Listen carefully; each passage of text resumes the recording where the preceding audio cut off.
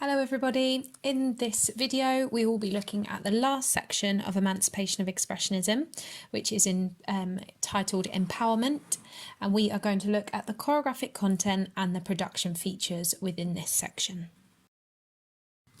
It is so important that before you start, you understand what choreographic content encompasses. So just as a recap, you could look at movement content, structuring devices and form. So for example, looking at the different transitions within a piece and understanding where a section fits into an episodic structure. And you can also look at the choreographic devices. And it's really important that you know what features of production include. So just again, as a recap, this can include the staging and set, the lighting, props. You don't need to worry about props for this work because there are no props in E of E. Costume, the use of dancers, oral setting and dance for camera. But again, you do not need to worry about dance for camera because E of E was created as a stage performance. Please go to the section C, Dance Anthology Frog Site, and watch this section please, making notes of choreographic content and production features. The resources you will need are your E of E booklet that you are going to fill in whilst you're doing this work, and it also might help you to have your C2 revision guide as well to help, because there are some extra points in there that you could add to your work. Let's now have a look at choreographic content. Before we move on, just have a think to yourself, what 3 things does this include? Okay, so let's have a look at the movement content. We'll start with actions.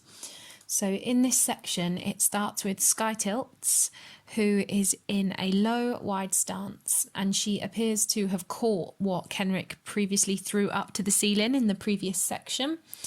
I thought this could contribute to the idea of flow and connection with the invisible ball of energy. So it sort of leads onto this, this section quite nicely.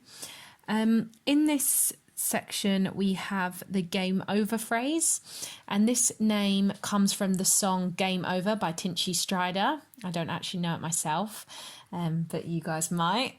The phrase is made up of a series of gestures that are based on the concept of wanting someone to come out of your personal space. So arm gestures include nudges, pushes and jabs.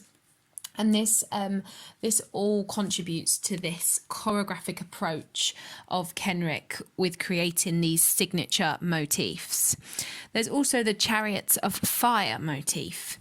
So please look out for this. It's when the legs and the arms move on standard beats in each musical bar. The legs are running in a wide stance and the hands are in a clenched fist position. They move from the low left diagonal, low right diagonal with the arms open, high level diagonal and high level right diagonal. If I was you, I would try that out. I'd watch it and actually get it into your body so that you are able to describe that. And again, this is one of the clear signature motifs within the piece. Moving on to the dynamics. So there's also a strings phrase, which is performed with a smooth and fluid dynamic, which creates a contrast to other strong and sharp dynamics, which are obviously seen so much within the piece.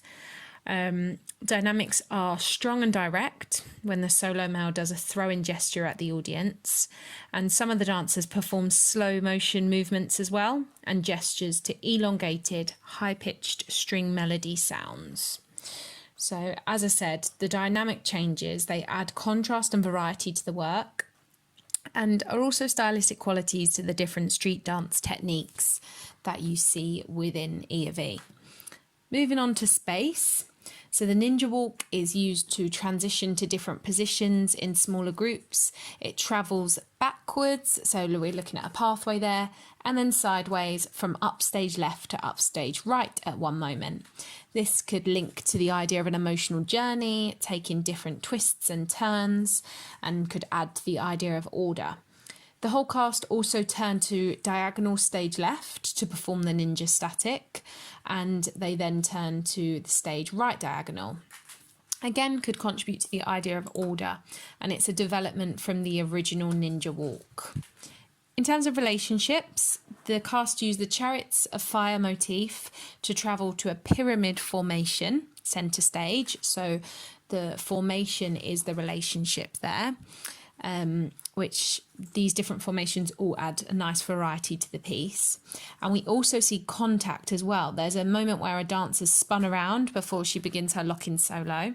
And there's also a moment where a dancer is picked up with two dancers either side, holding onto her arms, and she's lifted over someone kneeling on the floor. There's lots going on in this moment, so it could contribute to this idea of chaos. And the lifts also provide a nice transition for the dancers to then get into their solo moments. So those are my examples. You can see how detailed I have been. Please now have a look at the section and come up with your own for the movement content. So in terms of the structure and devices and form, this is section 4 of 4 within an episodic structure, and we're looking at the ending. It contributes to our understanding of the emotional journey, because this is all about empowerment, this section.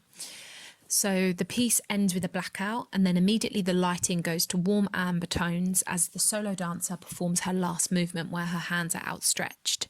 The ensemble then gravitate towards the centre to congratulate each other, signalling that the piece is over. So that's how we know that this is the ending of the work. Okay, moving on to the last part of choreographic content, which are the choreographic devices that Kenrick uses. So we see motif and development.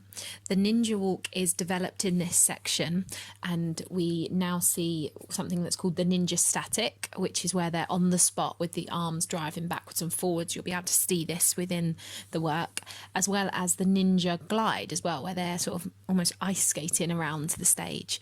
I thought this could maybe signify different stages in the emotional journey, but have a think. What contributions do you think these developments could have? We also see the ninja walk in unison as well, and there's an added head roll in canon from front to back. There's been so much going on in this section that when this actually happens, it's satisfying for the audience to see the group come together in unison all again. And there's also the strings phrase where the dancers are slowly kind of dancing to that melodic strings phrase, which can provide contrast to the dynamic which is seen on stage. Let's now have a look at production features. So in this final section, the music played is a piece composed by Olafur Arnalds, and it's called Till Enda. You might remember that this is a stimulus of the work, this piece of music, so it was a starting point that Kenrick started with. It features urban percussive elements and classical string instrumentation, so it's got a nice contrast there. It has complex syncopated drum rhythms and melodies that repeat and develop throughout. So the development of the music throughout the 4 different sections relate to this journey that Kenrick wants the audience to experience as he goes through it. The full instrumentation in this section includes drums, full string orchestra and piano, and this creates a real grand and impressive ending to the piece. There's so much to write about the oral setting here, so please have a listen again and pick out some examples for yourself. So within empowerment, there's the powerful section with all the dancers on stage. This creates an impressive ending, obviously contributing to the structure of the piece. Again, the idea of costume, gender not divided through costume, showing this idea of order. And there's no set, it's a black box set, which allows the audience to fully focus on the movement. It allows the lighting design to clearly be seen on the floor, and it also allows for these big group formations to happen without any set getting in the way. Okay, so lighting. There is a vertical panel of light that starts downstage in the centre, and then it travels towards upstage centre, and the backdrop is lit in purple tones. So this vertical panel of light creates a pathway towards the ensemble, and it's the first time this moment that the different colour scheme is introduced, which gives the effect of opening out the space more as the light fills the stage from the back, highlighting the white cyclorama. This happens right at the end of section 3 and into this section 4. The dancers are then lit by cool blue tones.